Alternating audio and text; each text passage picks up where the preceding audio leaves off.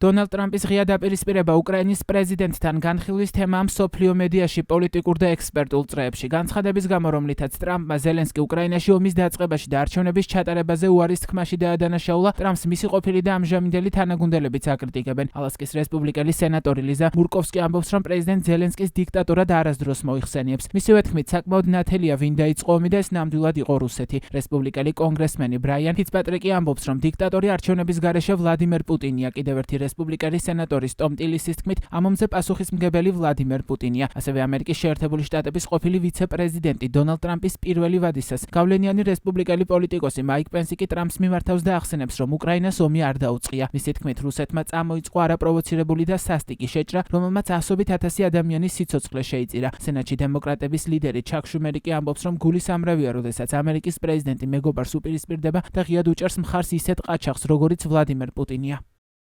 ეს საშინელებაა, გულისამრევია, როდესაც ამერიკის პრეზიდენტი უპირისპირდება ჩვენს მეგობრებს და ღიად მხარს უჭერს ყაჩაღს, ისეთს როგორიცაა ვლადიმერ პუტინი. სამარცხვინოა, როდესაც ამერიკის პრეზიდენტი იმეორებს პუტინის პროპაგანდას, რომელიც ხელს უწყობს რუსეთს უკრაინის ხარჯზე. უკრაინელ ხალხს ეს ომი არ დაუწყია, არამედ ის პუტინმა დაიწყო. უკრაინელები იხოცებიან ბრძოლის ველზე, რათა დაიცვან საკუთარი სახლი. უკრაინელი ხალხის ტანჯვა და განადგურება გამოწვეულია მხოლოდ ვლადიმერ პუტინის გამო.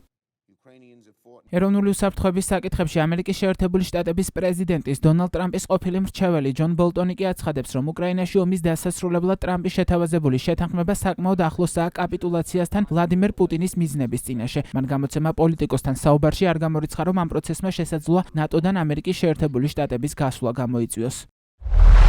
ფიქრობდი, რომ ტრამპი ნატოდან გავიდოდა და ჯერ ეს არ გაუკეთებია, მაგრამ მუსიკა უკვე ისმის. ცეცხლის შეწყვეტა ადგილზე, მილიტარიზებული ზონის შექმნა, მოლაპარაკებების დაწყება, უკრაინის თანხმობა არ გაწევრიანდეს ნატოში. ეს არის დარეგულირება, რომელიც რეალურად კრემლში შეიძლებოდა დაეწერათ.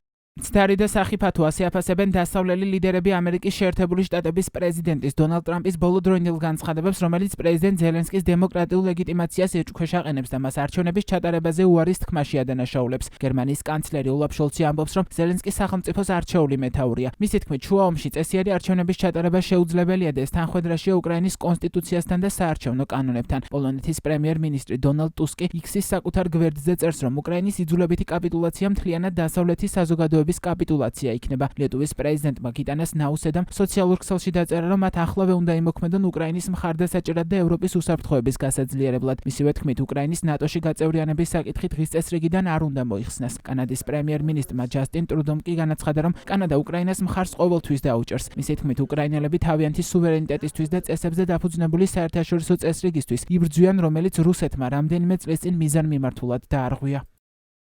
კანადა და ჩვენი მოკავშირეები ვლადიმერ პუტინის მიერ საერთაშორისო წესრიგის უკანონო, ამორალური და უსამართლო დარღვევების წინააღმდეგ გაერთიანებული არიან. უკრაინელები იბრძვიან და იღუპებიან არა მხოლოდ თავიანთი სუვერენიტეტისთვის და ტერიტორიული მთლიანობისთვის, არამედ ისინი წესებზე დაფუძნებული წესრიგისთვისაც იბრძვიან, რომელიც თითქმის 80 წელია მთელს მსოფლიოში ჩვენს უსაფრთხოებას უზრუნველყოფს. გუშინ პარიზში გამართული ეგრეთ წოდებული მეორე საგანგებო სამიტის შემდეგ საფრანგეთის პრეზიდენტმა ემანუელ მაკრონმა განცხადება გაავრცელა და დაწერა, რომ საფრანგეთს და მის პარტნიორებს ხანგრძლივი და მტკიცე მშვიდობა სურთ უკრაინაში. მისი თქმით, სრულ პასუხისმგებლობას იღებენ ევროპაში მშვიდობისა და უსაფრთხოების უზრუნველსაყოფად. მომავალ კვირას საფრანგეთის პრეზიდენტი ვაშინგტონში ჩავა. ფრანგული მედია საფრანგეთის ევროპის საქმეთა მინისტრზე დაყრდნობით წერს, რომ ვიზიტის მიზანი ვაშინგტონისთვის ევროპის პოზიციის გაცნობა და იმის ხაზგასმაა, რომ უკრაინის მომავალი ევროპული ქვეყნების მონაწილეობის გარეშე ვერ გადაწყდება. მე კიდევ ერთხელ მქონდა ხანგრძლივი საუბარი ევროკავშირელ რამდენიმე კოლეგასთან, ასევე კოლეგებთან კანადიდან, ისლანდიიდან და ნორვეგიიდან. საფრანგეთს და მის პარტნიორებს მკაფიო და ერთიანი პოზიცია აქვთ. გვსურს გრძელვადიანი და მტკიცე მშვიდობა უკრაინაში. ჩვენ ვდგავართ უკრაინის გვერდით და ვიღებთ სრულ პასუხისმგებლობას ევროპაში მშვიდობისა და უსაფრთხოების უზრუნველსაყოფად. ეს არის საფრანგეთის ფუნდამენტური ინტერესი და მე ვარ მისი გარანტი. ვიზიარებთ მიზანს, რომელიც ასევე არის პრეზიდენტ დონალდ ტრამპის მიზანი. ბოლო მოიღოს რუსეთის აგრესიულ ომს, რომელიც უკვე თითქმის 3 წელია გრძელდება. დიდი ბრიტანეთის პრემიერ-მინისტრი კირ სტარმენი ამერიკის შეერთებული შტატების პრეზიდენტ დონალდ ტრამპს ცეცხლის შეწყვეტის შეთანხმების შემდეგ უკრაინაში 30,000-მდე ევროპელი ჯარისკაცის განთავსების გეგმას წარუდგენს. ამის შესახებ ინფორმაციას გამოცემა ტელეგრაფი ავრცელებს. გამოცემის ცნობით, სავარაუდოდ სტარმენი დეტალურად განმარტავს, როგორ შეძლებენ ევროპელი ძალები უზრუნველყონ ამერიკის შეერთებული შტატების პრეზიდენტის შუამავლობით დადებული ცეცხლის შეწყვეტის შეთანხმების შესრულება. ასევე ის ტრამპს მოუწოდებს შეინარჩუნოს ამერიკის შეერთებული შტატების მოიერიშე თვითმფრინავები და რაკეტები აღმოსავლეთ ევროპაში, რათა შეძლონ ლეტალური ძალით უპასუხონ რუსეთს თუ ის შეთანხმების პირობების დარღვევას გადაწყვეტს. პარალელურად გამოცემა წერს, რომ ზოგიერთი ქვეყანა უკრაინაში პოტენციურად მყოფ ევროპულ კონტინგენტზე ნატოს წესდების მეხუთე მუხლის გავრცელებას მოითხოვს, ხოლო უკრაინის ტერიტორიაზე განლაგებული რაკეტები იქნება მუდმივ საბრძოლო მორიგეობაზე. როიტერის ინფორმაციით დონალდ ტრამპი მზადაა უკრაინას სასარგებლო წიაღისეულის შეთანხმებაზე ახალი პირობების შესთავაზოს. სააგენტო წერს, რომ თეთრი სახლი უკვე ცდილობს უკრაინასთან მინერალურ რესურსებზე გამარტივებული ხელშეკრულების გაფორმებას, რათა სწრაფად მიაღწიოს შეთანხმებას. შემდეგ კი განიხილოს დეტალები, მათ შორის უკრაინის რესურსების რა ნაწილზე ექნება ამერიკას წვდომის უფლება.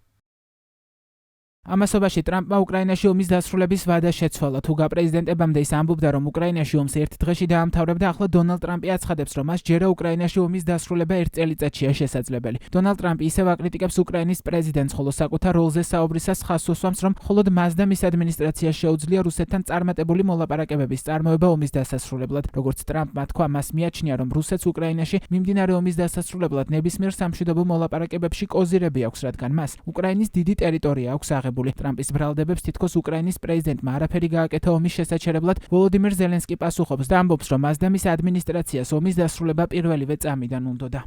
ზომიერად წარმატებული კომიკოსი პრეზიდენტი ზელენსკი დაელაპარაკა შეერთებულ შტატებს დაეხარჯა 350 მილიარდი დოლარი ომის დასაწყებად, რომელსაც ვერ მოიგებდა და ვერ დაიწყებოდა მე რომ პრეზიდენტი ყოფილიყავი. ის უარს ამბობს არჩევნებზე. როგორ შეიძლება ნამდვილ გამოკითხვებში გქონდეს მაღალი რეიტინგი, როდესაც ქალაქები დანგრეულია. ის რაც მას კარგად შეუძლია ბაიდენთან თამაშია.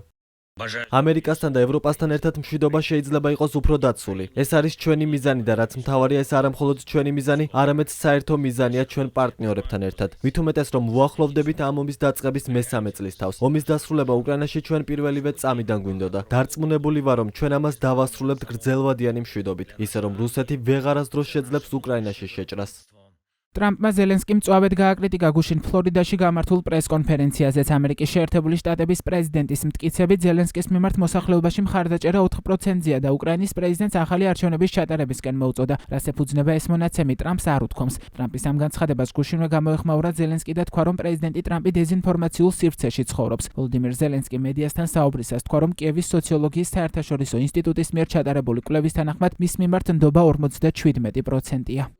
თუ ვინმეს ჩემი შეცვლა ახლავე სურს, მაშინ ეს ახლა არ იმუშავებს. თუ 4%-ზე ვსაუბრობთ, მაშინ ჩვენ ეს დეზინფორმაცია ვნახეთ და გვესმის, რომ ის რუსეთიდან მოდის და ამის მტკიცებულებებიც გვაქვს. სამწუხაროდ პრეზიდენტი ტრამპი, რომელსაც დიდ პატივს ვცემ, ამ დეზინფორმაციულ სივრცეში ცხოვრობს.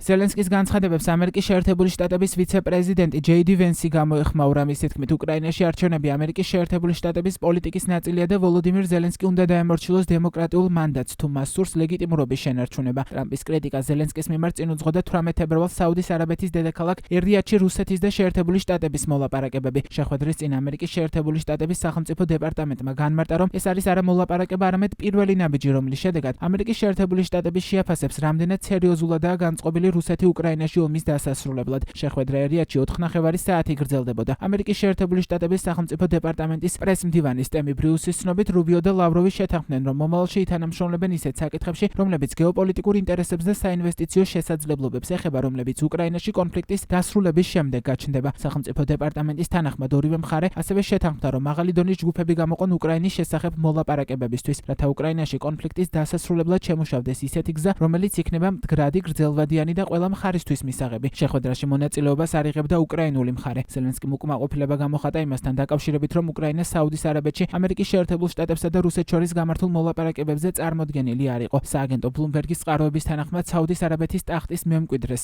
პრინც მოჰამედ ბინ სალმანს სურდა, რომ შეხვედრაში მონაწილეობა მიეღო ვოლოდიმირ ზელენსკისაც, მაგრამ ვაშინგტონმა და მოსკოვმა მოითხოვეს, რომ შეხვედრა უკრაინის გარეშე გაემართათ.